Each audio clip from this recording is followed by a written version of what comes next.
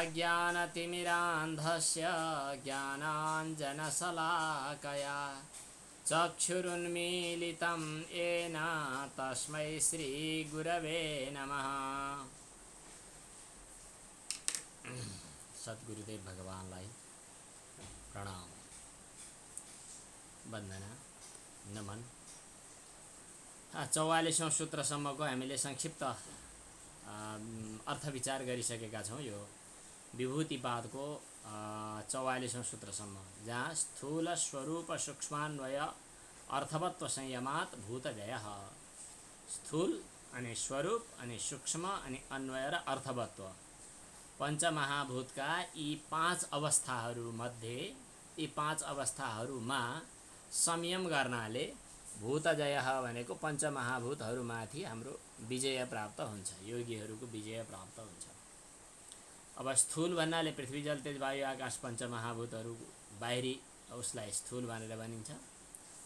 स्थूलावस्था भन्नु पर्यो, स्थूल स्वरूप अथवा स्थूल अवस्था। अनि सूक्ष्मावस्था भन्नाले यिनका विशेष लक्षणहरू, विशेषताहरू, पृथ्वीको अब ठोसपन, पानीको चाहिँ चिसोपन इत्यादि, वायुको गति कम्पन इत्यादि। सूक्ष्मावस्था भन्नाले तन्मात्रा नै भनेर भनियो। अन्वय अवस्था भन्नाले यिनीहरू प्रकाश स्थिति र क्रियाको रूपमा अन्वित भइरहेको अवस्था। अर्थवत्व अवस्था भन्नाले यिनीहरूको प्रयोजन, भोग र अपवर्ग हुने अवस्था। यी अवस्थाहरूलाई बुझेर यिनमा संयम गर्न बानी पर्यो भने पञ्चमहाभूतहरूमाथि विजय प्राप्त हुन्छ।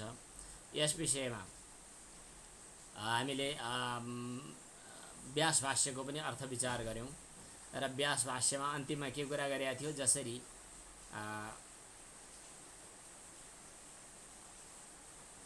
वत्सानुसारिण्य इव गावः, गाईहरूका पछि पछि बाछाहरू लाग्छन्, त्यसै गरी पञ्चमहाभूतहरू पनि उसको सङ्कल्प अनुसार हुन थाल्छन्।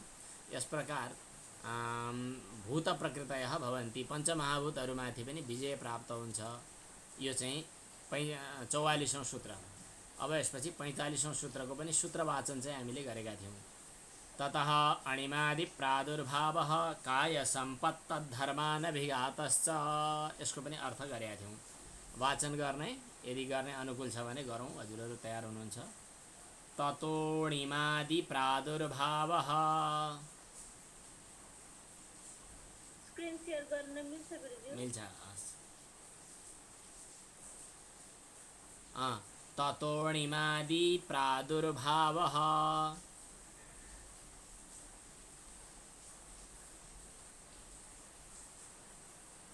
काय सम्पत्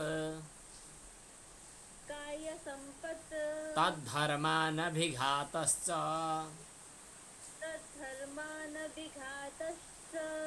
ततः ती पञ्चमहाभूतहरूमाथि विजय प्राप्त गरेपछि अणिमा आदि प्रादुर्भाव, अणिमा आदि सिद्धिहरूको प्रादुर्भाव हुन्छ, अर्थात् प्रकट हुन्छन्। अनि काय सम्पत् भनेको काय सम्पत्, काय भनेको शरीर हो, सम्पत् भनेको त्यसको सम्पत्ति अनि विशेषताहरू, शरीरसँग सम्बन्धित केही विशेष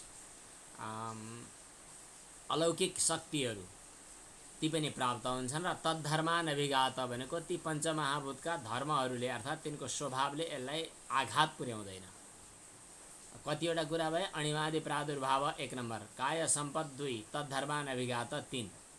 ततः अघि भने अनुसार पञ्चमहाभूतमाथि विजय प्राप्त गरेपछि अणिमा आदि प्रादुर्भाव भनेको अणिमा, महिमा, गरिमा, लघिमा, प्राप्ति, प्राकाम्य, ईशित्व, वशित्व, हामी 8वटा यस प्रकार भन्थ्यौँ। यहाँ अलिकति फरक प्रक्रिया बताएको छ। जे होस्, यिनीहरूको प्रकट हुन्छ। अनि त्यसपछि काय सम्पत् भनेको शरीरमा केही विशेषताहरू प्राप्त हुन्छ र तद्धर्मानभिघात, ती पञ्चमहाभूतका धर्महरूले यसलाई आघात पुर्याउन सक्दैनन्। अब यसको भाष्यको आधारमा पढौँ, जो अस्ति पढिएको थिएन। तत्र अणिमो भवति, तत्र अणिमा भवति अणुः। अणिमा भनेको जसबाट योगीहरू अणु हुन्छन्। अणिमा भनेको के हो त भन्दा भवति अणु। अणिमा हुनु भनेको अणु बराबर भने ज्यादै सानो हुनु। मान्छे अहिले त ठुलै छौँ नि हामीहरू, योगी भइसकेपछि सानो अणु हुनु। लघिमा लघुर्भवति, लघिमा भनेको एकदम हलुङ्गो हुनु, हल्का हुनु। अब अणु हुनु भन्ने कुरा हामीले सुरसाको रामायणको कथा सुनेकै छौँ। हनुमानको मुखभित्र के हनुमान सुरसाको मुखभित्र प्रवेश गरेको विषय। लघिमा भनेको हलुङ्गो हुनु, पानीमा, हिलोमा, काँडामा आघा के हुन नसक्नु, उनीहरूबाट प्रभावित नहुनु। अब महिमा भनेको महान भवति, ठुलो हुनु। प्राप्ति भनेको यहाँ महिमा, लघिमा भन्ने चाहिँ यहाँ के अरे अणिमा महिमा, गरिमा, गरिमा चाहिँ यहाँ देखिएन है। हामीले पढ्ने गरेका पाठमध्ये गरिमा थियो, त्यो यहाँ छैन। अणिमा महिमा चैव गरिमा लघिमा तथा। गरिमा भनेको ज्यादै गरुङ्गो हुनु भन्ने थियो, त्यो यहाँ उल्लेख गरेन। महिमा भनेको महान हुनु, ठुलो हुनु। प्राप्ति भनेको चाहिँ पाउनु। कसरी पाउनु त भन्दाखेरि यी अङ्गुल्यग्रेणापि स्पृशति चन्द्रमसम, औँलाको टुप्पो भागले चन्द्रमामा गएर स्पर्श पो गर्ने हो कि झैँ गरिकन जे चाह्यो त्यो प्राप्त गर्न सक्नु। प्राकाम्यम भनेको इच्छा अनभिघात, उसको चाहना कहिले पनि न ठकराउनु, मतलब चाहनामा विघात नहुनु। प्राकाम्यम भनेको इच्छामा आघात नपुग्नु। जस्तै भूमौ उन्मज्जति, भुइँमा चाहिँ छेदन गरेर माथि जुरुप्प उठ्ने, जसरी चाहिँ पानीमा भित्र चुरुप्प डुबेको व्यक्ति स्वर्ग माथि आउँछ, त्यसलाई उन्मज्जन भन्छन्। निमज्जन भनेको तल यस्तो डुब्नु, उन्मज्जन भनेको डुबेको चाहिँ सर्लक्क माथि आउनु। निमज्जन र उन्मज्जन हुन्छन्। यहाँ पृथ्वीमा पनि त्यो उन्मज्जन गर्न सक्छ जसरी, अनि निमज्जन गर्न सक्छ जसरी चाहिँ पानीमा गरिन्छ। पानीमा चुर्लुममा डुब्ने र सर्लक्क माथि निस्किने भने झैँ गरी पृथ्वीको भेदन गरेर बाहिर निस्किने, अथवा पृथ्वीभित्र पनि सुट्ट डुब्न सक्ने। जस्तै सीता, रामायणको पात्र सीता पानीभित्र पसेको भन्ने कुरा आएको छ।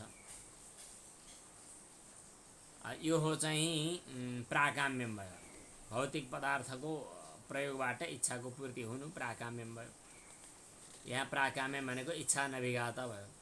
अब वशित्व भनेको अरूलाई, पञ्चमहाभूतहरूलाई र पञ्चमहाभूतका वस्तु पदार्थहरूलाई आफ्नो बसमा राख्नु। भूत भौतिकेषु वशी भवति। भूत भनेको पञ्चमहाभूत र भौतिक भनेको पञ्चमहाभूतसँग सम्बन्धित पदार्थहरू, तिनलाई आफ्नो अधीनमा राख्नु। तर अरू कसैको अधीनमा आफू नहुनु। अवश्यश्च अन्येषाम्, अरूको वश्य नहुनु।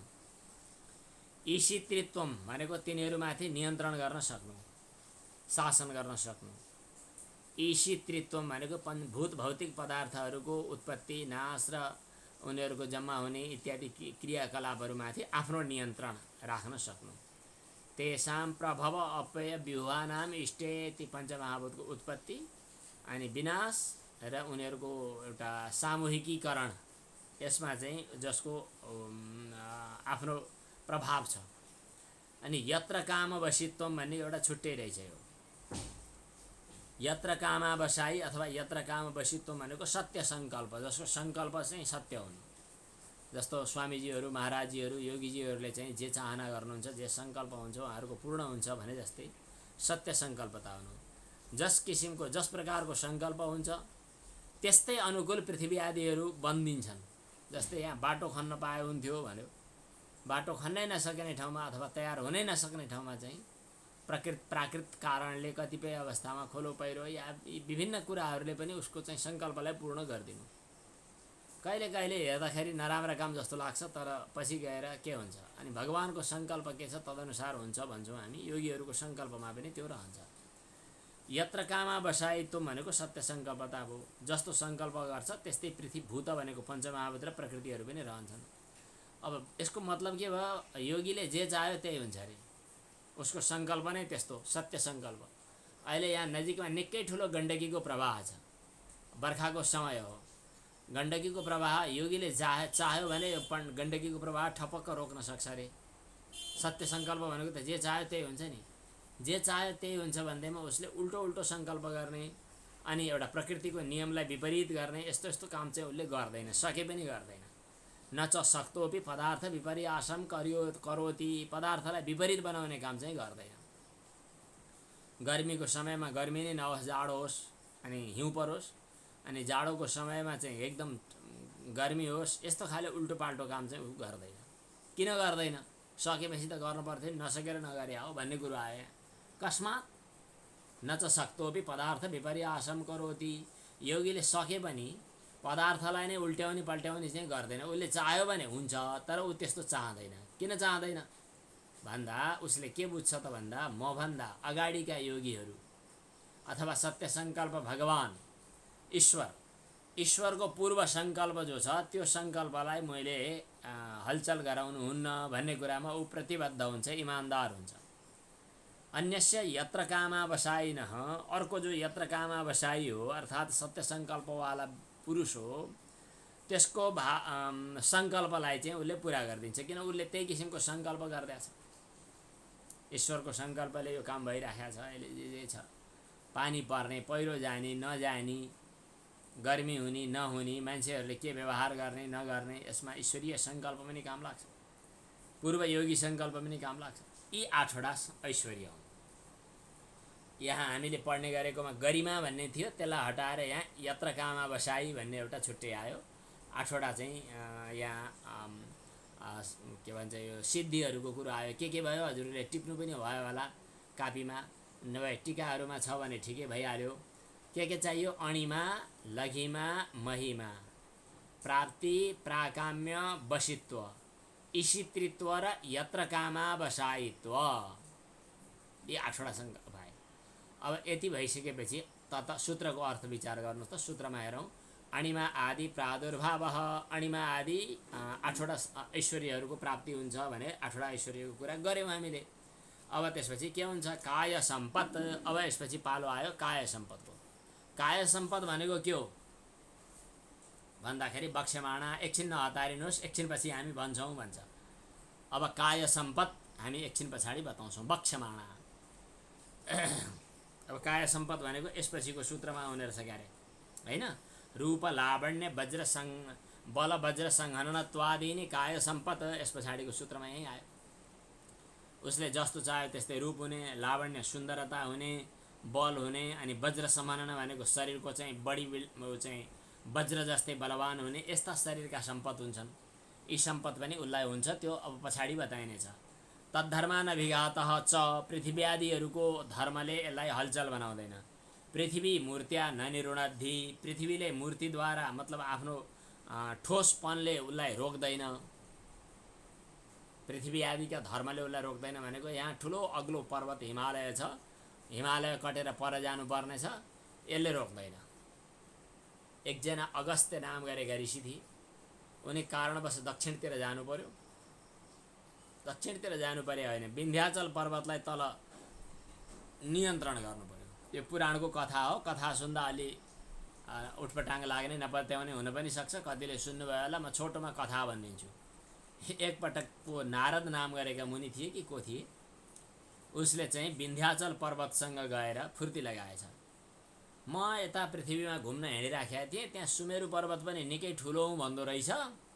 अनि त्यो अब धवलागिरी अथवा माछापुछ्री अथवा हाम्रा के हुन् हिमालयहरू, सगरमाथा, यिनीहरू अग्ला हुँ भनेर खुब फुर्ती लगाउँदा रहेछन्। सबैको अन्यत्र चर्चा हुँदो रहेछ। तपाईँ पर्वतको त कसैले पनि कुरा नगरेको सुन्दा मलाई त ज्यादै चित्त दुखो भनेर नारद मुनिले उक्साइदिनु भयो। कसलाई भन्दा विन्ध्याचल पर्वतलाई। अनि विन्ध्याचलले विचार गर्यो कि यिनीहरू ठुला भयौँ भनेर पो भन्दा रहेछन्, ल म कति ठुलो रहेछु म हेर्छु, देखाइदिन्छु यिनीहरूलाई को ठुलो रहेछ भनेर विन्ध्याचल चाहिँ उठ्यो अरे। उठेर यति ठुलो भयो कि सूर्य हिँड्ने बाटै छेक्दियो। सूर्य अथवा सूर्यको परिक्रमाको मार्ग नै बन्द भयो। एकतिर सूर्य उदाएको उदाए, एकतिर सूर्यको छाया परेको परे, माने अस्ताएको अस्ताए हुने भयो। त्यो भएपछि अब के गर्ने त भन्दाखेरि अगस्त्य ऋषिलाई चाहिँ यस कुराको समाधान गर्न भनेर अनुरोध गरियो। अनि अगस्त्य ऋषि चाहिँ दक्षिणतिर जाने बहानामा बिचमा विन्ध्याचल पर्वत पर्ने त्यो बाटो जान थाले। विन्ध्याचलले त्यस्तो योगी आइसकेपछि हात जोड्नु पर्यो। विन्ध्याचलले हात जोड्यो अनि केही सेवा गरौँ भन्यो। निकै अग्लो बनेर बसिएको छ विन्ध्याचल। अनि अगस्त्य ऋषिले भन्नुभयो अरू सबै ठिक छ, मलाई चाहिँ यता दक्षिणतिर जानु छ। म जान यत्रो पर्वत नाघेर जान अग्लो चढ्न म सक्दिनँ। म जबसम्म आउँदिनँ तबसम्म तिमी होचो भइदिनु पर्यो, म उकालो चढ्न सक्दिनँ भने अगस्त्य ऋषिले। अनि होइन म त यहाँ अरू सबैले मलाई हेपे हेलाए गरे भनेर म अग्लो भएको हुँ, हजुर चाहिँ छिट्टै फर्किनुपर्छ है त भन्यो उसलाई अलि होचो बनाउनु नै थियो। अगस्त्य ऋषि दक्षिणतिर जानुभयो। जाँदाखेरि ऊ चाहिँ होचो बन्यो, टाउको झुकायो। जब अगस्त्य ऋषि दक्षिण जानुभयो फर्केरै आउनु भएन, किनभने आएपछि ऊ फेरि टाउको उठाउँछ भनेर यस्तो पुराणमा कथा आउँछ। अनि कुन समयमा यसको प्रतीकात्मक कथा पनि होला, यसको प्राकृतिक अरू महत्त्व पनि होला, यसको एउटा कथाको आख्यानको रहस्य पनि होला। कुन समयमा अगस्त्यको उदय हुने, अगस्त्यलाई अर्घ दिनुपर्ने, यो तिहार के तीजको बेलामा यस्तो प्रचलन पनि थियो त हाम्रो प्राचीन पुर्ख्यौली परम्परामा। जे होस्, योगीहरू चाहिँ जब यो भूतमाथि विजय प्राप्त गर्दछन् त्यसपछि भौतिक पदार्थहरूको विजय माने धर्मले यसलाई आघात गर्दैन, पृथ्वीले रोक्दैन। पृथ्वी मूर्त्या न निरुणाद्धि के योगिनः शरीर आदि क्रियाम, योगीको शरीर क्रियालाई रोक्न सक्दैन। एउटा ठुलो ढुङ्गो आइरहेको छ, योगी बिचमा बसेको छ, योगीलाई उसले उल्लङ्घन गर्न सक्दैन, उसले बाटो छोडेर उता जान्छ। अब यो कहाँ तक सत्य, कहाँ तक असत्य, कहाँ तक यो सिद्ध हुने, कहाँ तक नहुने भन्ने कुरा प्रयोग गरेपछि मात्रै थाहा हुने, प्रयोगता गुरुहरूको सङ्गतबाट थाहा हुने कुरा हो। सामान्य अभ्यासले यो कुरा हुँदैन। हामीले किम्वदन्तीको रूपमा, लोककथाका रूपमा यस्ता यस्ता कुरा सुन्यौँ। देवघाट मुगलिनबाट आउने बेला बिचमा चाहिँ गाई घाट भन्ने ठाउँ छ, यो लोककथा हो। यो लोककथाले चाहिँ परम्परागत योग सिद्धिको सङ्केत मात्रै गर्दछ, यो सत्य कथा हुनुपर्छ भन्ने छैन, लोककथा हो। बिचमा सेती गण्डकी चाहिँ माथिबाट दौडिँदै दौडिँदै आकी, अनि यो त त्रिशुलीमा मिसिनु पर्ने। त्रिशुलीमा मिसिनका लागि त्यो मुगलिनबाट अलिकति यता आएपछि नजिकमा एउटा साँगुरो ठाउँ छ जहाँ त्रिशुली र सेती चाहिँ मिल्नै थालेको छ, एकदम थोरै ठाउँ छ। अनि बिचमा गाई ब्याउँदै रहेछ अरे। अब हामी यहाँ मिसियौँ भने त दुईटाको बेगले गाई बग्छिन् भनेर फेरि सेती गण्डकीले गाईलाई जोगाउनका लागि अर्को बाटो घुमेर गइन्। फेरि नजिकै जोडिसकेको चाहिँ फेरि अर्कातिर गएर अनि अलि तल त्यो डाँडोलाई छोडेर, त्यो गाई ब्याउन थालेको ठाउँलाई छोडेर अनि तल गएर बल्ल मिलिन् भन्ने कथा प्रसिद्धि छ। यस्ता कुराहरूले के सङ्केत गर्दछ त भन्दा प्रकृतिले पनि केही न केही चेतना, केही न केही नियमको चाहिँ एउटा प्रक्रियामा हिँडेको हुन्छ। तर जसले नियममाथि विजय गरे त्यसमाथि चाहिँ प्रकृतिले चाहिँ सम्मान गर्नुपर्ने हुन्छ। प्रकृतिले पनि त्यहाँनेरि आफ्नो स्वभाव, आफ्नो प्रकृति भनेर हाबी हुन मिल्दैन। शिलामा अपि अनुविशति, योगी शिलाभित्र, ढुङ्गोभित्र पनि पस्न सक्छ। न आपः स्निग्धा क्लेदयन्ती, पानी भनेको भिजाउने जात हो, तर योगीले नचाहेसम्म त्यो पानीले भिजाउन सक्दैन। न अग्नि उष्णो दहती, तातो भए पनि आगोले पोल्दैन। अहिले पनि कतिपय योग साधना गर्नेहरू आगोमाथि सरासर हिँडेर पनि नपोलेको भन्ने कुराहरू त सुनिएकै छ। अब केही न केही भौतिक पदार्थहरूमाथि विजय प्राप्त गर्ने अभ्यास हुनसक्छ त्यो। न वायु प्रणामी बहती, वायुले चाहिँ अरूलाई जसरी के अरे यता र उति पार्नुपर्ने हो, प्रणामी पाराको हो त्यो। प्रणामी भनेको नमनशील माने वारपार गराउनेवाला वायु, उसले चाहिँ योगीलाई परिचालित गर्न सक्दैन। अनावरणात्मकेपि आकाशे, आकाश चाहिँ आवरणात्मक होइन, आवरणबाट खुल्ला हो, तर त्यस्तो किसिमको आकाशमा पनि आवृतकायः भवति, त्यो चाहिँ योगी चाहिँ आवृत देहवाला भइहाल्छ। अर्थात् त्यो योगी चाहिँ सिद्धहरूका लागि पनि ऊ अदृश्य पनि हुनसक्छ। सिद्धानामपि अदृश्यो भवति इत्यादि अणिमा आदिको महत्त्व र अनि त्यसपछि तद्धर्मानभिघातः, तद्धर्मानभिघात भनेको पृथ्वी आदिका पञ्चमहाभूतका धर्महरूले योगीलाई चाहिँ आघात पार्न सक्दैनन्। अब अर्को सूत्र है, वाचन गर्न तयार हुनु होला। रूप लावण्य बल वज्र संहननत्वानि काय संपत्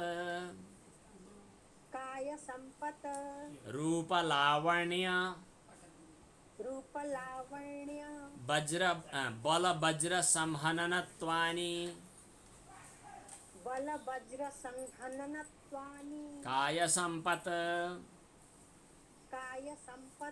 अघिल्लो सूत्रमा काय सम्पत् भनेर जे बताएको थियो त्यो काय सम्पत्को व्याख्या सूत्रमा आफै आयो। रूप भनेको सुन्दरता हो, रूप भनेको राम्रो रूप हुनु पर्यो। लावण्य भनेको सुन्दरता, रूप र सुन्दरता अलिकति फरक हुँदो रहेछ। रूप भनेको स्ट्रक्चर, सुन्दरता लावण्य भनेको त्यसमाथि आउने चाहिँ अब एउटा आकर्षण हुने किसिमको छुट्टै चेहरामा चमक वा चेहराको छुट्टै किसिमको एउटा माने प्रभावशालीत्व।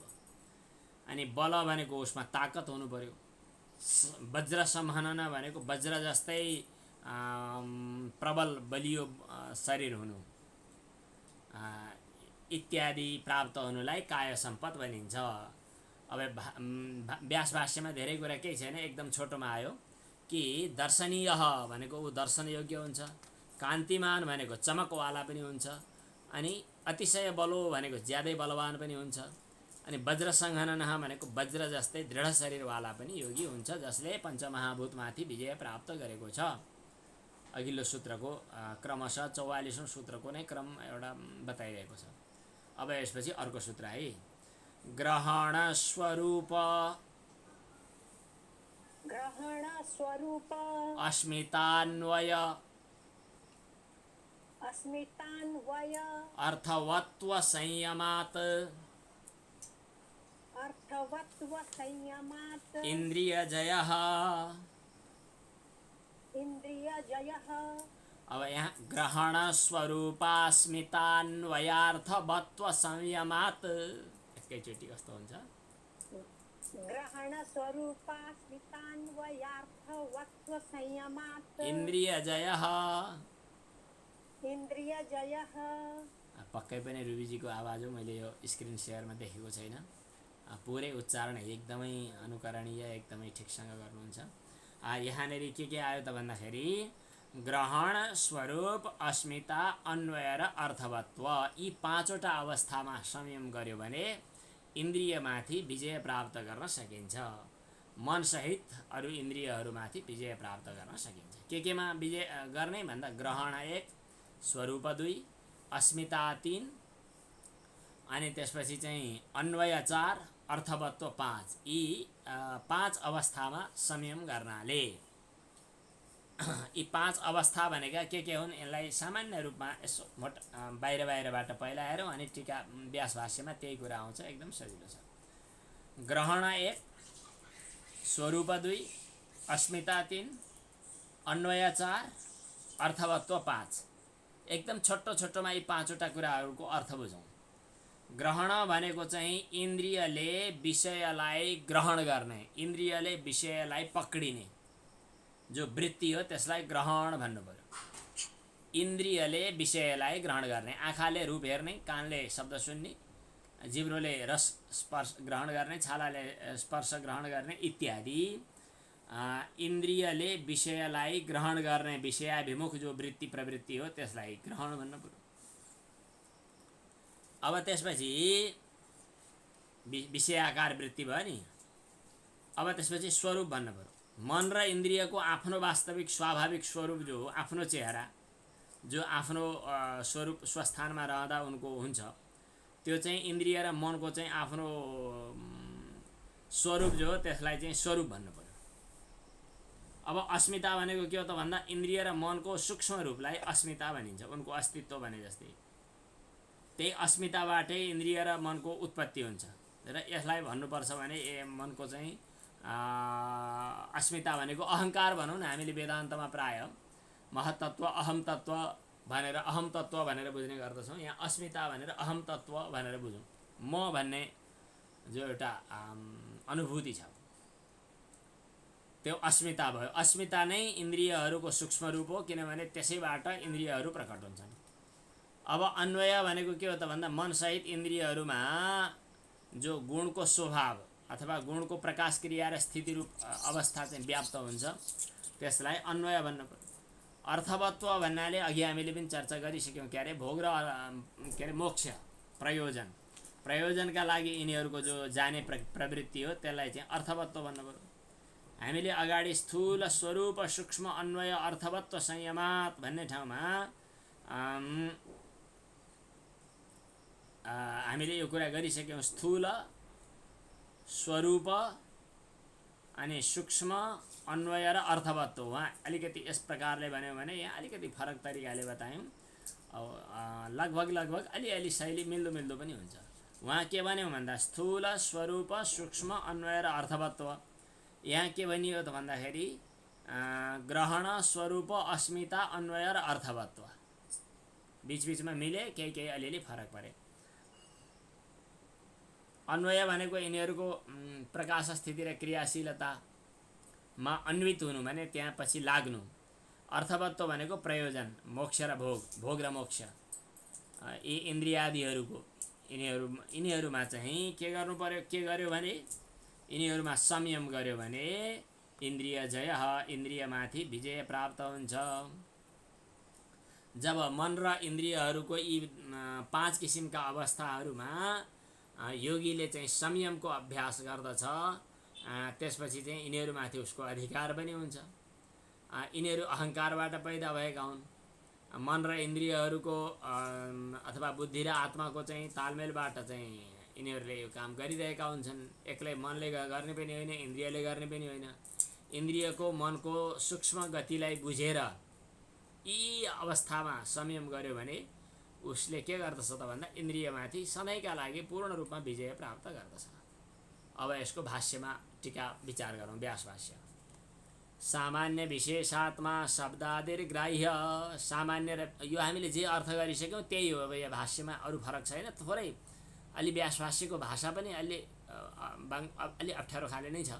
यसको शैली, व्यास भाष्यको शैली अप्ठ्यारो हो। विषयवस्तु आइसकेको छ। सामान्य र विशेष रूप शब्दादि विषयहरू जो हुन् तिनीहरू ग्राह्य भनेर भनियो।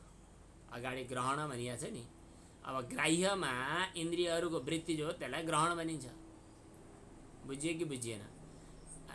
शब्दादि विषयहरू ग्राह्य भए, सामान्य र विशेष रूप भएका शब्द, सामान्य शब्द विशेष शब्द, सामान्य रूप विशेष रूप, सामान्य स्पर्श विशेष स्पर्श, सामान्य गन्ध विशेष गन्ध, जे होस्, गन्धादि शब्दादि विषयहरू ग्राह्य भए ती विषय ग्रहण गर्न इन्द्रियहरूको जो प्रवृत्ति हो त्यतातिर अभिमुख हुनु त्यसलाई ग्रहण भनिन्छ।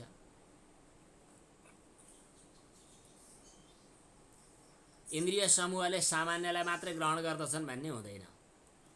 किनभने यदि सामान्यलाई मात्रै ग्रहण गर्दछन् भन्ने हो भने कहिलेकाहीँ अनालोचित भनेको आलोचना गर्नै नसकिएका त्यस्ता कतिपय चिन्तनहरूको पनि, कतिपय वस्तुहरूको पनि मनले चिन्तन गर्दछ। त्यसकारणले कहिले सामान्य ग्रहण गर्दछ, कहिले विशेष पनि ग्रहण गर्दछ।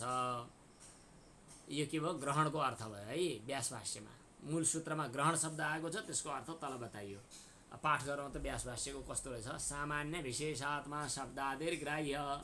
शब्दादि विषयहरू सामान्य पनि विशेष पनि दुई ढङ्गका हुन्छन्, ती ग्राह्य हुन्। तेषु इन्द्रियाणां वृत्तिर्ग्रहणं। ती ग्राह्यलाई इन्द्रियले ग्रहण गर्नुलाई ग्रहण भनिन्छ। न च तत् सामान्य मात्र ग्रहणाकारम। इन्द्रियले विषयको ग्रहण गर्दा सामान्य ढङ्गले मात्र ग्रहण गर्दछ भन्ने होइन। यदि सामान्य मात्रै ग्रहण गर्छ भन्ने भएदेखि अनालोचित, सोच्दै नसोचेका कतिपय विषयहरू, सच विषय विशेष, त्यो विशेष विषय हो। इन्द्रियले र मनले चाहिँ कहिलेकाहीँ अनुव्यवसीय त कसरी ग्रहण गरिन्छ त? ग्रहण गरिन्छ। यताउता के भयो त? कहिले सामान्य कहिले विशेष।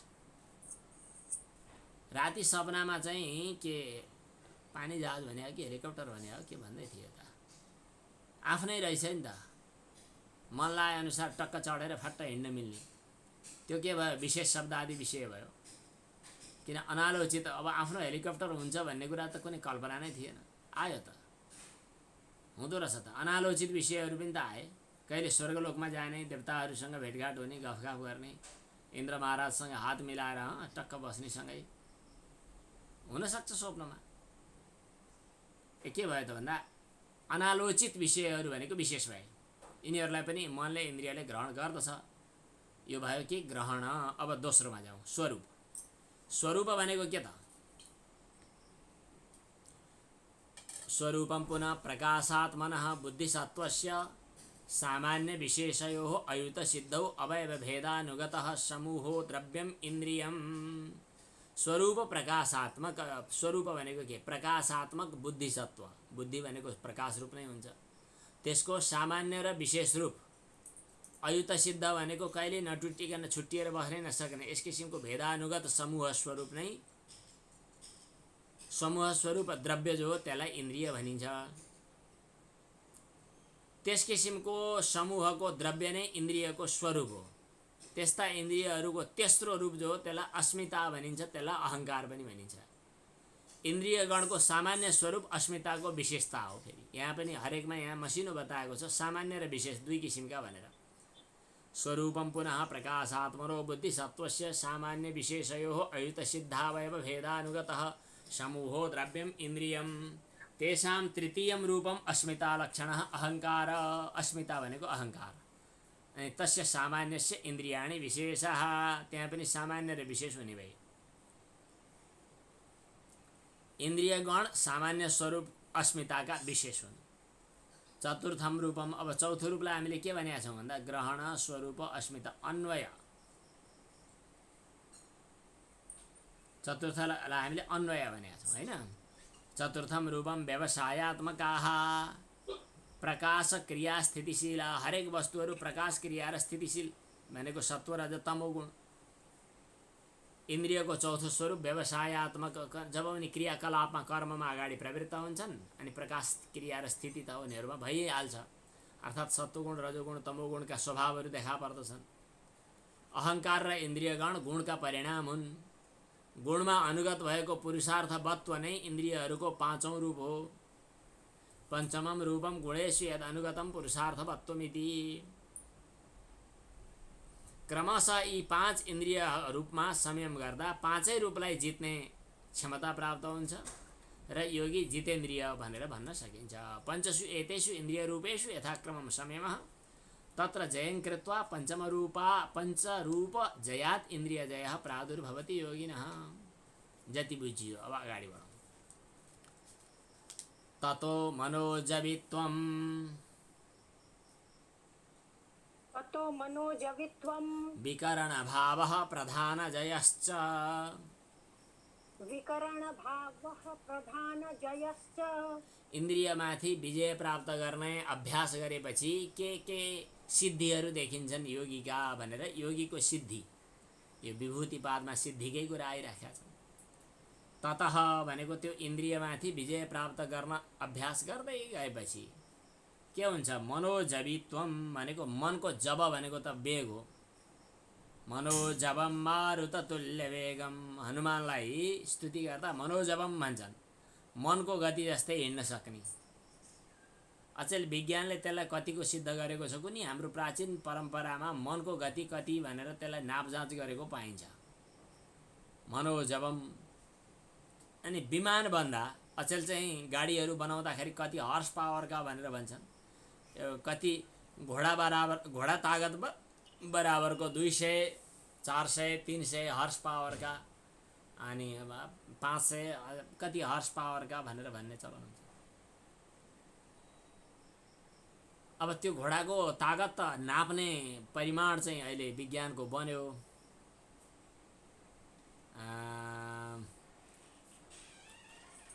त्यसको नापजाँच परिमाण हुने भयो। तर चाहिँ अब मनको गतिको परिमापन भएको जस्तो चाहिँ अहिले लाग्दैन।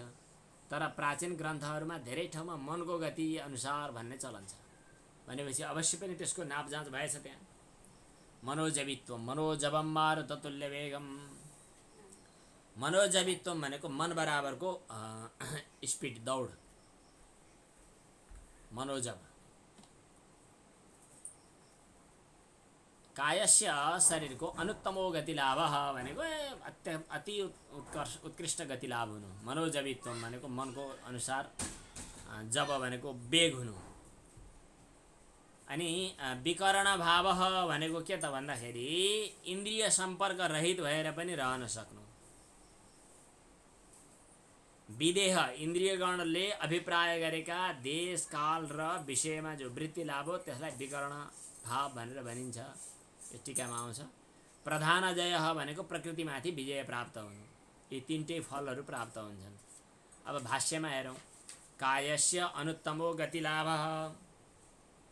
कायस्य भनेको शरीरको, अनुत्तमः भनेको सर्वश्रेष्ठ सर्वाधिक, गतिलाभः भनेको गति प्राप्त हुनु, मन जस्तै गति हुनु ग्रहणको संयमबाट। अब त्यसपछि विकरण लाभ भाव भनेको के त? विदेहानाम इन्द्रियाणाम, शरीरको देह सहित नभइकन, देह मतलब शरीरको अपेक्षा नगरिकन विदेह भनेको शरीर नभइकन पनि इन्द्रियको वृत्ति लाभ गर्नु।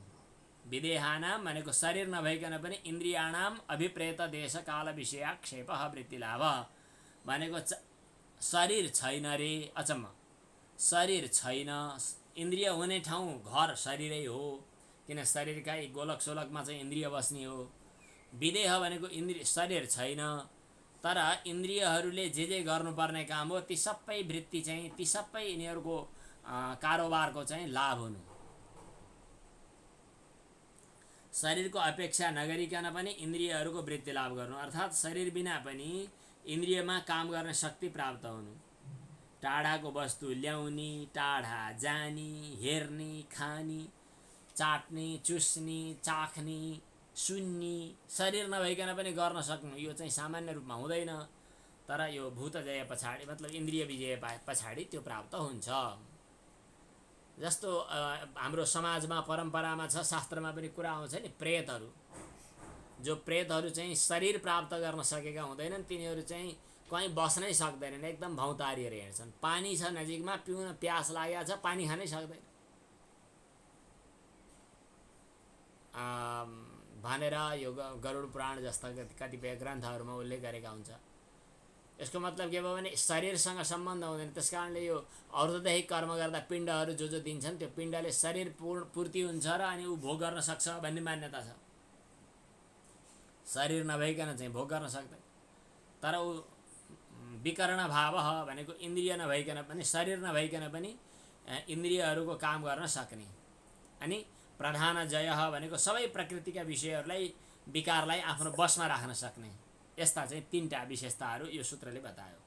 एतास्तिस्रः सिद्धयः, यी तीनटा सिद्धिहरूलाई शास्त्रमा मधु प्रतीक भनेर पनि बताइन्छ। मधु प्रतीकाः उच्यन्ते, किनभने एताश्च करणपञ्चक स्वरूपजयात् अधिगम्यन्ते, पाँचवटा इन्द्रियहरूमाथि विजय प्राप्त गरेपछि यी फल प्राप्त हुन्छन्। योगशास्त्रमा यी सिद्धिहरूलाई मधु प्रतीका भनेर भनियो, किन यी सिद्धि प्राप्त गरेपछि मधु जस्तै मह जस्तै मिठो स्वादको प्रतीत हुन्छ। अथवा योगबाट उत्पन्न भएको प्रज्ञालाई मधु भन्ने हो भने मधु जस्तै अर्थात् प्रज्ञा जस्तै भनेर पनि मधु प्रतीक भनेर यसलाई बताउन सकिन्छ।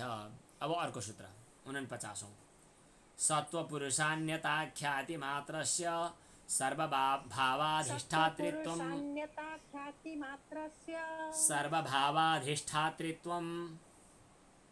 सर्वभावाधिष्ठातृत्वं, सर्वज्ञातृत्वं च,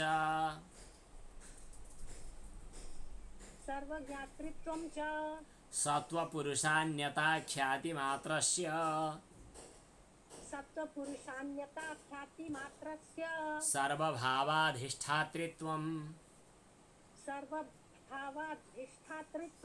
सर्वज्ञातृत्वं च,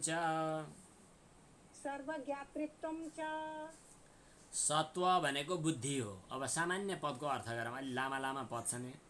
सत्व भनेको बुद्धि हो, पुरुष भनेको आत्मा हो।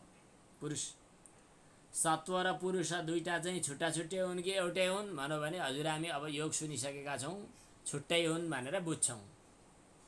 तर संस्कारको कारणले गर्दा व्यवहारमा आएपछि छुट्टै हो भन्ने कुरा झ्यापै बिर्सिन्छ अनि एउटै हो जस्तो व्यवहार हुन्छ अनि त्यसपछि संसारको बन्धन सुरु हुन्छ। अब हामीलाई योग साधनाबाट चित्तवृत्ति निरोध गरेर अथवा विवेकजक ख्याति प्राप्त भइसकेपछि, ज्ञान प्राप्त भइसकेपछि हुनु के पर्यो त भन्दा सत्व भनेको बुद्धि र पुरुष भनेको आत्मा, अन्यता भनेको छुट्टा छुट्टै हुन् भन्ने किसिमको ज्ञान हुनु पर्यो, ख्याति। सत्व पुरुषान्यता ख्याति भनेको बुद्धि र आत्मा भिन्न भिन्न हुन् भन्ने किसिमको बोध। अब मात्र भनेको यति बोध हुने, अरू कुनै बोध नहुने। सत्व र पुरुष चाहिँ अथवा बुद्धि र आत्मा फरक हो भन्ने कुराको मात्र बोध जोसँग हुन्छ यस्ता खाले के भन्छन् त भन्दाखेरि सबिज समाधि भन्छन्। यस्ता योगीलाई सर्वभावाधिष्ठातृत्व, सबै भावमाथि अधिष्ठातृत्व भनेको नेतृत्व गर्ने क्षमता अथवा स्वामी भाव प्राप्त हुन्छ र सर्वज्ञातृत्व च, सबै वस्तुहरूलाई जान्न सक्ने पनि ऊ बन्दछ।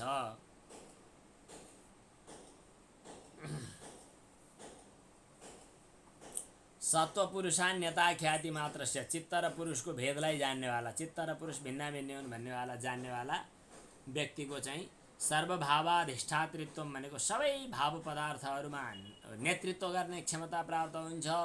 सर्वज्ञातृत्व हुन्छ, सबै वस्तुलाई जान्ने सर्वज्ञता पनि प्राप्त हुन्छ। अब यसको व्याख्या। निर्धूत रजस्तमो मलस्य, जसको तमोगुण रजोगुण जस्ता मलहरू समाप्त भए। यस्ता व्यक्तिको के हुन्छ त भन्दा बुद्धिसत्वस्य, शुद्ध बुद्धिसत्व मात्रै उसको बाँकी छ। त्यसको परे वैशारद्य, परम विशारदा वा स्वच्छता भाव प्राप्त हुन्छ। अनि त्यसपछि परम वशीकार संज्ञा अर्थात् परम वशीकार भनिने अवस्थामा ऊ पुग्छ। अनि सत्व भनेको बुद्धि र पुरुषको भिन्नता ख्यातिमा मात्र ऊ प्रतिष्ठित छ। बुद्धिसत्वलाई देखाएर टिकाएको छ। सर्वभावाधिष्ठातृत्व अर्थात् सबै भावमा ऊ अधिष्ठाता पनि बनेको छ। सर्वात्मानो गुणाः, व्यवसाय व्यवसायात्मका। व्यवसाय भनेको ग्रहण, व्यवसाय भनेको ग्राह्य, ग्रहण ग्राह्यात्मक। अनि सर्वस्वरूप गुणसमूह क्षेत्रज्ञ स्वामीको नजिकमा समूहमा प्रति अशेषेण अशेष दृश्यात्मत्वेन उपतिष्ठन्ते, अशेष दृश्य रूपले उनीहरू उपस्थित हुन्छन्। अब यहाँ सर्वज्ञातृत्व भनेको के हो? सर्वज्ञातृत्वम शान्त सर्वात्मनाम गुणानाम, सर्वात्मक भएका गुणहरूको शान्त उदित र अव्यपदेश्य धर्म भावले व्यवस्थित हुने।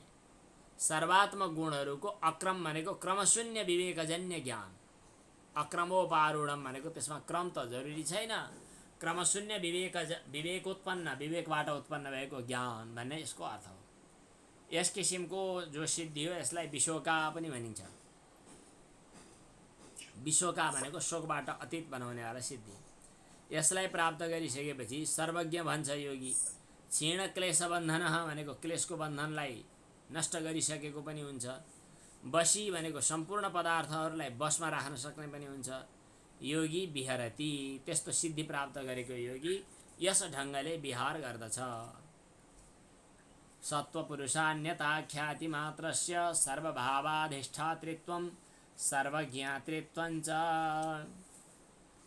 अब त्यो अवस्थामा लगभग अब समाधिको सबीज समाधिको अवस्था हो हुन त यो।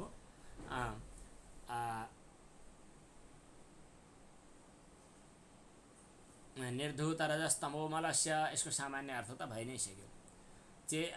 सत् माने बुद्धि र आत्माको भेदलाई जान्नेवाला, सबै भावमा नेतृत्व गर्न सक्ने अथवा अधिष्ठाता बन्न सक्ने र सर्वज्ञातृत्व पनि प्राप्त हुनेवाला हुन्छ। कसको भन्दाखेरि सत्वपुरुषान्यता ख्याति मात्र भएका योगीको। जब बुद्धिसत्वले रजतमलाई नष्ट गरिदिन्छ तब परम वैशारद्य अवस्थामा ऊ स्थिर हुन्छ। सत्व र माने बुद्धि र आत्माको अन्यता ख्याति मात्र रूपमा ऊ प्रतिष्ठित हुन्छ। त्यतिखेर बुद्धिसत्वका सबै भाव, बुद्धिसत्वमा सबै भावको अधिष्ठातृत्व नेतृत्व गर्न सक्ने क्षमता पनि प्राप्त हुन्छ। सर्वात्मक गुण, व्यवसाय र व्यवसाय रूप गुण स्वामी क्षेत्रज्ञ प्रति ऊ अशेष वस्तुहरू दृश्यका रूपमा उपस्थित हुन्छन्। अशेष दृश्यात्मत्वेन उपस्थितः, ती माने व्यवसाय व्यवसाय नाम गरेका गुणहरू चाहिँ क्षेत्रज्ञ आत्माप्रति दृश्यको रूपमा देखा पर्दछन्। त्यतिखेर सर्वज्ञातृत्व आदि उसमा शान्त उदित अव्यपदेश्य जो धर्म हुन् ती गुणहरू धर्मको रूपमा अवस्थित छन्। तिनका विषयमा पारूढ भन्नाले छुट्टा छुट्टै उसले बुझ्न थाल्दैन। क्रियारहित क्रमरहित बोध हुन्छ।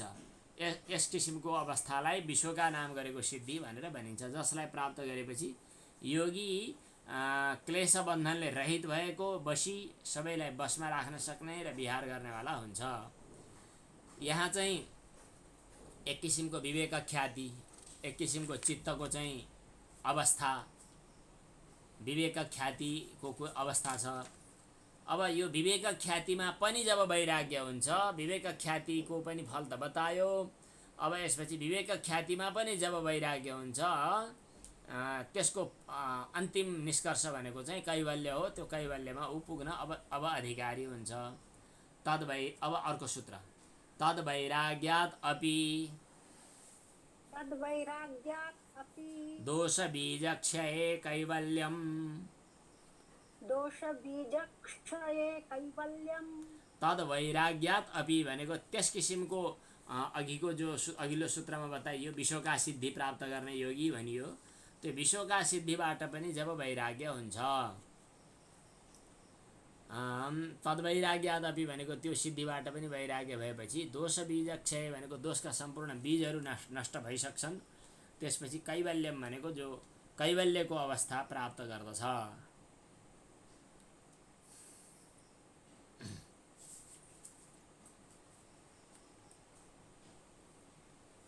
अघिल्लोमा जब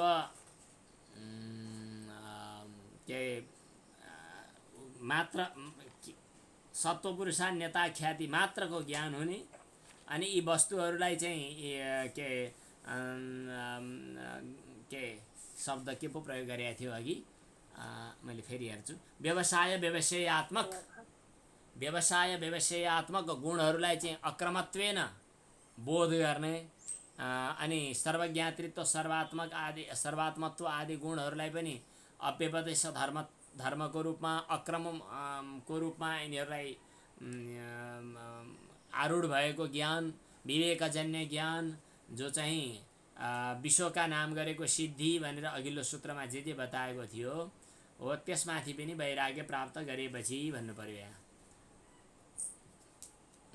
तद् वैराग्यादपि यदा अस्य एवं भवति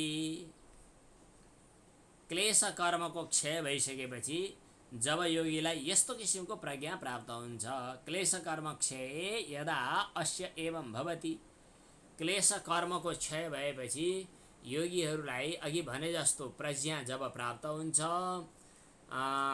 विवेक प्रत्यय रूप धर्म बुद्धिको सत्व हो, बुद्धि सत्व पनि हेय हो भनेर उसले बुझ्दछ। विवेक प्रत्ययो धर्म भनेको विवेक प्रत्यय विवेक ज्ञान रूपी धर्म जो यो पनि बुद्धि सत्वस्यायम धर्म बुद्धिकै धर्म हो। अनि यो बुद्धिको धर्म भनेपछि चाहे जो सत्वगुणात्मक किन नहोस् त्यो पनि हेय हो।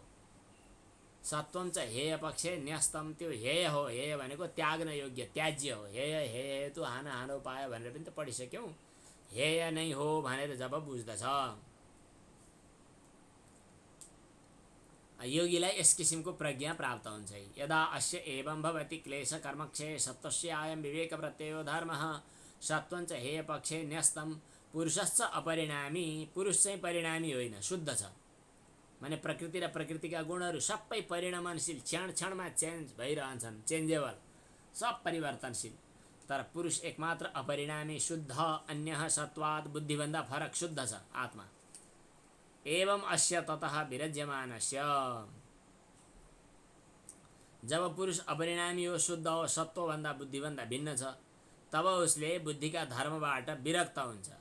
विरक्त भएको योगी चाहिँ कस्तो गर्दछ त भन्दा दग्ध शालिबीज न्याय, दग्ध शालिबीज कल्प भनेको शाली धान, शाली भनेको धान हो। धानको बिउ चाहिँ डढिसकेको अर्थात् भुटेर, कहिले कहिले त्यो भुट्दाखेरि बाहिर परिवर्तन भएको छैन, भित्रको बीज चाहिँ नष्ट भयो, त्यसलाई चाहिँ दग्धशाली बीज भयो। त्यस्तै खाले अप्रसव समर्थानी तानी भनेको अब नयाँ नयाँ पैदा गर्ने क्षमता छैन त्यो प्रकृतिका धर्म, प्रकृतिमा बुद्धि धर्ममा बुद्धिमा भनेको प्रसवमा असमर्थ भएका क्लेशबीज समूहहरू चित्तका साथसाथै उनीहरू पनि प्रलीन हुन्छन्।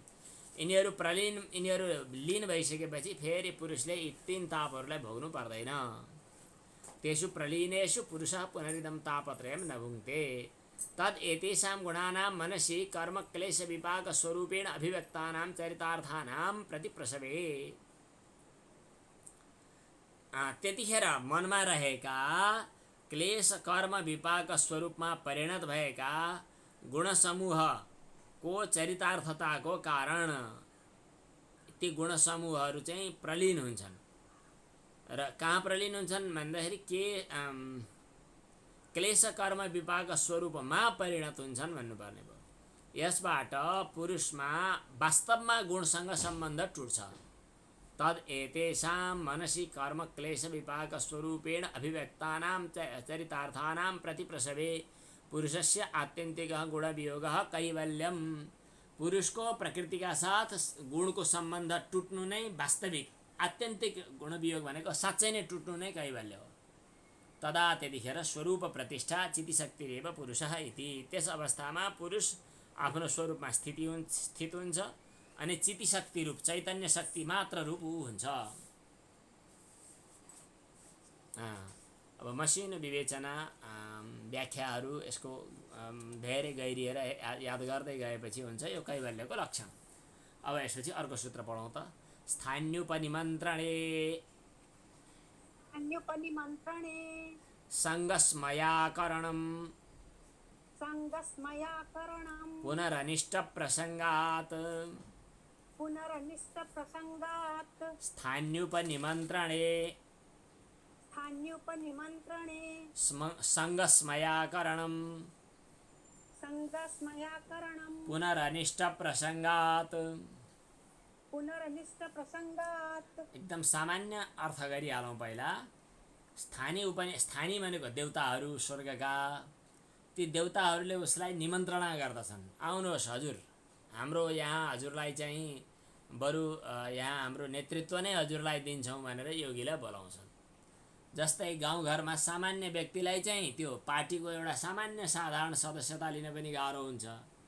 कोही अलि धाक भएको है पढे लेखेको अलि ठुलो बडो मान्छे हो भने त्यसलाई हजुरलाई के सामान्य गाउँको चाहिँ सदस्यताको कुरा हो है, क्रियाशील सदस्यता होइन, महाधिवेशन प्रतिनिधि होइन, हजुरलाई जिल्लाको सभापति होइन, हजुरलाई त टिकटै दिनुपर्दछ, बरु आउनुहोस् न भनेर प्रभावशाली व्यक्ति हो भने बाहिरबाट भए पनि बोलाइकन राख्छन् भने जस्तै देवताहरू पनि त्यहाँ आपसमा चाहिँ तलमाथि हुने, एउटाले अर्काको कठालो तान्ने, झगडा गर्ने त गरि नै रहन्छन्। तर यस्तो खाले योगीलाई भेट्टायो भने उनीहरूले पनि निमन्त्रणा गरेर बोलाइकन हजुरलाई त हामी सम्मानजनक स्थान दिन्छौँ, आउनुहोस् आउनुहोस् भनेर बोलाउँछन्। यस्ता लोकपाल देवताहरूले पनि बोलाए भने पनि संगस्मयाकरणम, त्यसमा आसक्ति गर्ने र अनि दङ्ग पर्ने, खुसी हुने यस्तो काम चाहिँ ऊ गर्दैन। सङ्ग भनेको आसक्ति पनि नगर्ने र स्मय भनेको अभिमान दर्प घमण्ड पनि नगर्ने गर्दछ।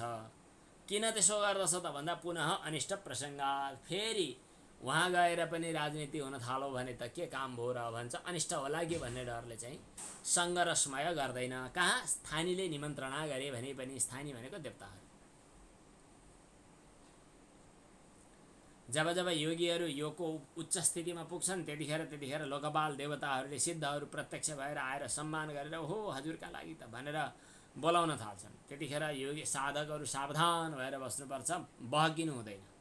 लौ त यतिको पद पाइहाल्यो गइहालौँ क्यारे भनेर पार्टी छोडेर कुदिहाल्नु हुँदैन। के गर्नुपर्दछ त भन्दाखेरि ओ यो त मनुष्य शरीर त ज्यादै दुर्लभ छ, भगवानको कृपा नभइकन प्राप्त भएको छैन, यतिखेर त मैले कैवल्य अवस्था यहाँ प्राप्त गरिहाल्नु पर्दछ, यतिखेर फेरि भोगमा गएँ भने त फेरि फाँसे नि त बर्बाद हुन्छ भनेर पुनः अनिष्ट प्रसङ्गात् सावधान हुनुपर्दछ। यो सूत्रको अर्थ भयो। अब भाष्य अलि लामै रहेछ क्यारे भाष्य, तैपनि आज यो अध्याय सक्ने दौडधुप हो, अलिकति गाह्रो पर्ला जस्तो छ जे होला।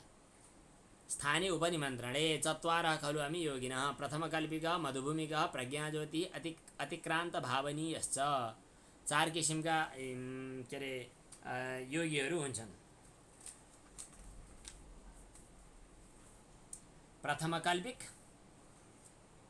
अनि दोस्रो मधुभूमिका, तेस्रो चाहिँ प्रज्ञाज्योति, अनि चौथो अतिक्रान्त भावनीय। यस किसिमका चाहिँ 4 किसिमका योगीहरू हुन्छन्। योगीको भूमिका अनुसार 4 किसिमका भनेर बाँड्न सकिन्छ। चत्वार खलु हामी योगिनः प्रथमकल्पिकः मधुभूमिकः, पहिलो स्तरको चाहिँ मधुभूमिक होइन, पहिलो चाहिँ प्रथमकल्पिकः, अनि दोस्रो चाहिँ मधुभूमिकः, तेस्रो प्रज्ञाज्योति, चौथो अतिक्रान्त भावनीय। यति भए। अब पहिलो के हो त भन्दा अभ्यासी प्रवृत्त मात्र ज्योति प्रथमः। अभ्यासी योगीलाई चाहिँ पहिलो भन्ने, प्रथमकल्पिका भन्ने, आरम्भिक अभ्यासवाला।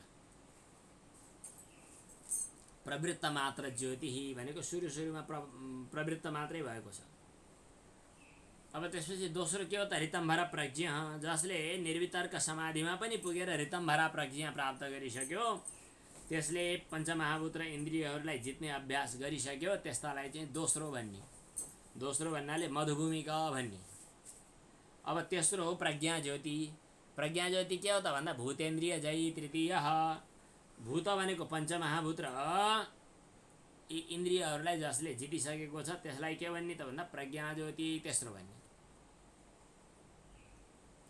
सर्वेषु भावितेषु भावनीयेषु कृतरक्षाबन्धः कृतकर्तव्य साधनादिमान। कर्तव्य गर्नुपर्ने साधनहरू सब गरिसकेको, अनि सबै भावनीय विषयहरूमा कृतरक्षाबन्ध, भावित र भावनीय विषयहरूलाई चाहिँ उसले आफ्नो अधीनमा राखिसकेको, यस्तोलाई तृतीय भनिन्छ प्रज्ञा ज्योति। अब अतिक्रान्त भावनीय भनेको के हो त भन्दा चतुर्थो यस्तो अतिक्रान्त भावनीय। त्यसको के हुन्छ चित्त प्रतिसर्ग एकार्थ सप्तविधास्य प्रान्तभूमि प्रज्ञा। उसले निर्विचार समाधिद्वारा मधु प्रतिका र विश्वका भूमिलाई प्राप्त गरेर अनि चित्तबाट तिनीहरूबाट विरक्त पनि भइसकेको छ। अब उसलाई गर्नुपर्ने साधना केही बाँकी छैन, असम्प्रज्ञात समाधिबाट चित्तलाई विलय गर्न मात्रै बाँकी छ। हो यस्तो खाले चाहिँ जो हो त्यसलाई चाहिँ अतिक्रान्त भावनीय भन्ने। तस्य चित्त प्रतिसर्ग एकार्थ, चित्तलाई विलय बनाउन मात्रै बाँकी छ। उसका प्रान्तभूमि प्रज्ञा 7 किसिमका प्राप्त भइसकेका छन्। अब यसपछि अर्को बाँकी रह्यो के त 4वटा भइसक्यो हैन। तत्र यिनीहरूमध्ये मधुमतीं भूमिं साक्षात् कुर्वतः ब्राह्मणस्य, जसले मधुमती भूमिलाई पनि साक्षात्कार गरिसक्यो यस्तो ब्रह्मविद योगीलाई स्थानीनः देवाः भनेको त्यहाँका रैथाने देवताहरूले देवगणहरूले चाहिँ सत्व विशुद्धिमा अनुपश्यन्त, ओहो यसको त चित्त शुद्धि भएको छ भन्ने देख्छन् र स्थानै उपनिमन्त्रयन्ते, अनि देवताहरूले उसलाई निमन्त्रणा गर्दछन्। स्थान देखाएर निमन्त्रणा गर्न थाल्छन्। के भनेर बोलाउँदा रहेछन् त उनीहरूको निम्तो गर्ने निमन्त्रणा कार्ड पनि यहाँ भेटियो। भो इह आस्यताम, योगीजनहरू आउनुहोस् यहाँ रम्नुहोस्, इह आस्यताम इह रम्यताम, यहाँ रम्नुहोस् यहाँ बस्नुहोस्। कमनीयोयम भोगः, हजुरहरूका लागि अति सुन्दर प्रशंसनीय यो भोग छ। कमनीय यो भोग छ। कमनीय भनेको कामना गर्न योग्य भएको। कमनीया इयम कन्या ला, यस्तो पनि रहेछ। कन्या पनि छन् हजुरका लागि। रसायनमिदम, यो रसायन खानुभयो भने त जरा मृत्यु बुढेसकाल र मृत्युलाई पनि जित्न सकिन्छ। वैहायसमिदम यानम, यो त आकाशमा भुरुरु उड्ने जहाज यान पनि छ। यी कल्पवृक्षहरू छन्, यहाँ पुण्यदायक मन्दाकिनी नदी छ, यहाँ सिद्ध महर्षिहरू छन्, यहाँ उत्तम अनुकूल अप्सराहरू पनि छन्, यहाँ दिव्य स्रोत र चक्षु भनेको दिव्य आँखा दिव्य कानहरू सुन्ने देख्ने क्षमताहरू छ। यहाँ आएपछि शरीर पनि वज्र समानको बलियो हुन्छ। स्वगुणैहि सर्वमिदम, हजुरले आफ्ना गुणले यी सब कमाउनु भयो। आयुषमा त हजुर आयुष्मान हुनुहुन्छ, यो सबै हजुरले भोग्ने हो, हजुरलाई यो प्राप्त होस्। इदम अक्षयम, यो कहिल्यै नाश नहुने। अजरम अमरम स्थानम देवानां प्रियम, यो देवताहरूको प्रिय भएको अजर अमर स्थान हो। यस्तो यस्तो कुरो हुन्छ। यहाँनिर देवानां प्रियम भन्यो नि, यो व्याकरण पढ्नुभएका कोही हुनुहुन्छ कि हजुरहरूमध्ये हुनुहुन्न थाहा छैन। देवानां प्रिय शब्द प्रयोग गर्यो भने शब्दकोश हेर्नु मूर्ख भन्ने अर्थ हुन्छ। देवानां प्रिय इति मूर्खे, देवताले जे भने त्यो मान्ने, देवतासँग हात मिलाएर बस्ने, देवतासँग गफ गर्न थालेपछि देवता दङ्ग। देवताको यो गतिविधिलाई चाहिँ व्यवस्था गरेर अगाडि बढ्यो भने देवताहरू पनि थोरै ओठ बटारेर गर्न थाल्छन्। अलिअलि उस्तै परे विघ्न बाधा पनि सकेदेखि गर्ने हो, नसके त के गर्नु र। देवताहरूले बिचरा उनीहरू चाहिँ त्यस्ता व्यक्तिहरू चाहिँ देवप्रिय त हुन्छन् तर देवानां प्रिय हुँदैन। देवानां प्रिय हुनका लागि देवताहरूको चाहिँ एउटा पार्टीको सदस्यता अलिकति भ्रष्टाचारमा संलग्न व्यक्ति भएपछि अर्को भ्रष्टाचारीलाई मनपर्छ भने जस्तै देवतालाई त्यसो भनिहाल्न खोज्या त होइन, तर देवताहरू भोगपरायण हुन्छन् भने भोगपरायण भएको मन पराउँछन् उनीहरूले। भोगपरायणले आफू पनि भोगपरायण अर्को पनि भोगपरायण भएको मन पराउँछ। प्रतिपद्यताम् इदम् अक्षयम् अजरम् अमरस्थानं देवानां प्रियमिति एवं अभिधीयमानः। देवताहरूले यसरी निमन्त्रणा गरे भने अब योगीले फेरि त्यसको चिठी लेखेर पठाइदिनु पर्यो, फिर्ता एन्सर दिनु पर्यो नि, उत्तर दिनु पर्यो। उनीहरूले यस प्रकार निमन्त्रणा गरे। एवं अभिधीयमानः, यस प्रकार उनीहरूले देवताहरूले अनुरोध गरिएको जो योगी हो उसले के गर्छ त भन्दा सङ्गदोषान् भावयेत्। यिनीहरूको पछि लाग्यो भने त फेरि विषयको आसक्ति भइहाल्छ नि, आसक्तिको दोषले चाहिँ मलाई खत्तम पारिहाल्छ नि, हो हुँदैन भन्छ। अनि उसले के भन्छ त भन्दा घोरेषु संसाराङ्गारेषु, खतरनाक संसार रूपी अङ्गारमा भट्टीमा धपधपी पकपकी पाकेर पापच्य मानेन म पाकेको मैले चाहिँ हैरान परेर यो जन्म मृत्युको चक्रबाट चाहिँ मुक्त हुनका लागि जनन मरण रूपी अन्धकारबाट विपरिवर्त मानेन फर्किन चाहेर मैले चाहिँ बल्ल बल्ल बल्ल बल्ल यो योगवत्ती प्राप्त गरेको छु। कथञ्चित धेरै जन्मको पुण्य पुञ्जले बल्ल तल्ल मैले आशादित यो प्राप्त गरेँ। केमा प्राप्त गरेँ त भन्दा क्लेश रूपी अँध्यारो, तिमिर भनेको अँध्यारो हो, क्लेश रूपी अँध्यारोलाई नष्ट गर्ने योग रूपी बत्ती मैले बल्ल तल्ल प्राप्त गरेको छु। तस्य च एते तृष्णा योनयः विषय वायवः प्रतिपक्षाः। मैले जो योग बत्ती दियो बल्ल सल्काएँ, अब यहाँनिर तृष्णा रूपी हावाहुरी लाग्नु भनेको मेरो बत्तीलाई माने बलिरहेको बत्तीलाई निभाउन प्रयास गर्ने खाले शत्रुहरू हुन्। के तृष्णा रूपी विषय वायुहरू मेरा शत्रु हुन्, किन मैले बत्ती बाल्न थालेको छु भर्खरी भर्खरी बल्ल तल्ल। कथञ्चित कस्तो मजा छ है। घोरेषु संसाराङ्गारेषु, डरलाग्दा संसार रूपी अङ्गारमा पापच्य मानेन भकभकी पाक्दै गरेको मैले जनन मरणान्धकारे विपरिवर्तमानेन, जन्म मरण रूपी अन्धकारमा माने पल्टिँदै पल्टिँदै विपरिवर्तन हुँदै यो गङ्गाजीमा अहिले मुढा बगाउँदै गर्दा मुढाहरू यता ठक्कर खाँदै उता हन्डर खाँदै आएका छन्। उनका बोक्राहरू त उहिले शिथिल भइसके, धेरै अगाडि पछाडि अङ्ग प्रत्यङ्गहरू थिलो थिलो बन्दै आइपुगेका छन्। यसै गरी यो जन्म मृत्यु रूपी संसारमा विपरिवर्तमान भनेको ठक्कर खाँदै हन्डर खाँदै आउँदै गरेको मैले कथञ्चित आशादित बल्ल तल्ल यो प्राप्त गरेको छु। के क्लेश रूपी तिमिरलाई नष्ट गर्ने, अन्धकारलाई नष्ट गर्ने योग बत्ती। यो बत्ती दियो टुकी बाल्न लागेको बेला तृष्णा योनय, तृष्णाबाट पैदा हुने विषय रूपी वायुहरू मेरा शत्रु हुन्। अब यो उज्यालोको फाइदा थाहा पाइसकेको मैले चाहिँ यो विषय रूपी मृग तृष्णामा ठगिएर अनि फेरि त्यो बलेको बत्तीलाई निभाएर फेरि संसार रूपी त्यो अघिको भट्टीमा फेरि आफूलाई डढ्ने अवस्थामा म किन लैजाउँ। अब यतिको अवसर पाएपछि त म त बाँच्नुपर्छ, म जोगिनुपर्छ। यसका लागि चाहिँ त्यो तृष्णाबाट पैदा हुने विषयको वायुको सङ्गत त मैले गर्नै हुन्न, त्यसबाट मैले आफूलाई जोगिन र जोगाउनु पर्दछ। किनभने मैले योग प्रदीपबाट आफूलाई प्रकाशित गर्नुपर्दछ। सखलु अहम लब्धालोकः, उज्यालो प्राप्त गरेको म कथम अनया विषय मृगतृष्णया, यो विषय मृगतृष्णाबाट वञ्चित भएर तस्यैव पुनः प्रदीप्तस्य, फेरि उही बलेको संसाराग्नेः, संसार रूपी आगोमा म आफूलाई आत्मानमा आफूलाई इन्धनी कुर्याम, दाउरा म कसरी बनाऊ। स्वस्ति वः, ए देवता हो तिमीहरूलाई कल्याण होस्, जय होस्, मङ्गल होस्। स्वप्नोपमेभ्यः कृपणजन प्रार्थनीयेभ्यः विषयेभ्यः, स्वप्न जस्तो कृपणहरू तुच्छ व्यक्तिहरूले हुरुक्क गरेर मागेर खोजिने तर विवेकीहरूले व्यवस्था गरिने ती विषयहरूबाट तिमीहरूलाई हुन्छ भने गरी खाऊ, मलाई त्यो चाहिएन। इति एवं निश्चितमति, यस प्रकार निश्चित चित्त भएर समाधिम भावेत, समाधिमा दृढ भएर बस्नु। सङ्गम कृत्वा स्मयम अपि न कुर्यात्, सङ्गम अकृत्वा, सङ्गत त नगर्नु नै, अनि सङ्गत नगर्दै पनि मैले यिनलाई छोडेँ। वाह, मलाई देवताहरूले आएर यति गरेका थिए, म गइनँ त्यहाँ। मलाई चाहिँ पार्टीबाट केन्द्रबाट हाइकमान्डले फोन गरेका थियो, मतलब छैन भन्ने। मलाई त्यो मन्त्री दिने भए आउँछु, नत्र आउँदिनँ भने जस्तो होइन। यहाँ फेरि स्मयात के सङ्गम अकृत, सङ्गत त नगर्नु, स्मयम अपि नकुर्यात् भने स्मय पनि नगर्नु। स्मय भनेको घमण्ड अथवा आत्मप्रशंसा आदि, त्यो पनि नगर्नु। स्मयमपि नकुर्यात्। एवं अहम देवानामपि प्रार्थनीय, वाह मलाई देवताहरूले पनि बोलाए पनि नभन्नु। स्मयादयम सुस्थितम मन्यतया, स्मयबाट पनि आफूलाई चाहिँ स्थिर बनाएर बस्नु।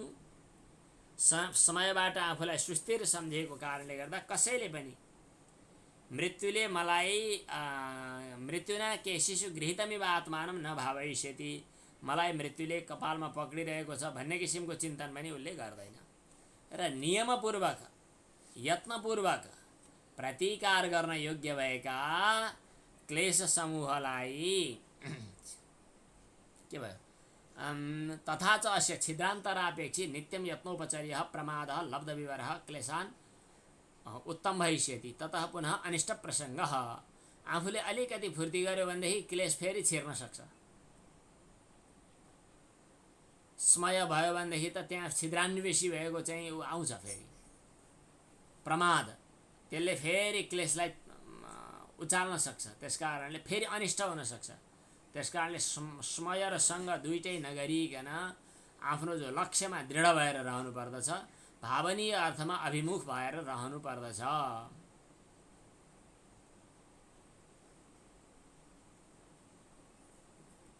यस प्रकार स्थान्यो परिमन्त्रणे सङ्गस्मयाकरणं पुनरनिष्ट प्रसङ्गात्।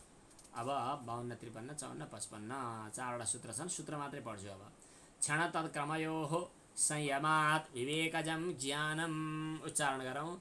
क्षण तत्क्रमयोः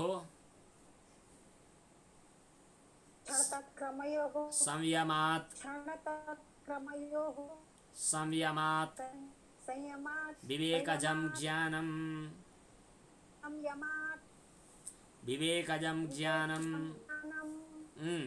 क्षण तत्क्रमयोः भनेको क्षण र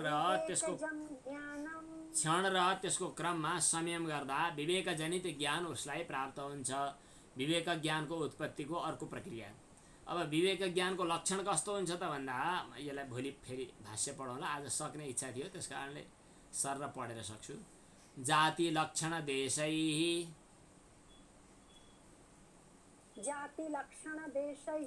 अन्यता नवच्छेदात् तुल्ययोस्ततः प्रतिपत्तिः